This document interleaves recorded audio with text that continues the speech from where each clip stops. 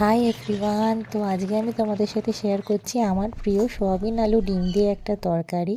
ডিমগুলোকে সিদ্ধ করে রেখেছিলাম, আর আগে থেকে আমি সিদ্ধ করা ডিমগুলো ভালো করে তেলে একটু হলুদ দিয়ে ভেজে নেব। আর গতকালের কিছু চিকেন ছিল, সেগুলোকেও আমি ওই একই তেলে ভেজে নিয়েছি। আর তারপরে আমি কড়ায় তেল গরম করে জিরে আর গোটা গরম মশলা ফোড়ন দিয়ে আলুগুলোকে ভেজে নেব। আর তার সাথে পেঁয়াজ, টমেটো আর কাঁচা লঙ্কাও ভেজে নিয়েছি। আর মশলার মধ্যে হলুদ গুঁড়ো, লঙ্কা গুঁড়ো, জিরে গুঁড়ো, ধনে গুঁড়ো আর কাশ্মীরি মির্চ দিয়ে নিয়েছিলাম।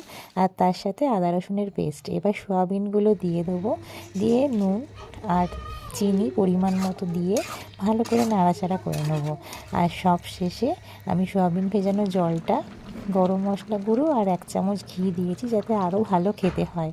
আর শেষে ধনেপাতা কুচি দিয়ে আমার এই রান্নাটা কমপ্লিট হলো। কেমন হলো অবশ্যই জানিও।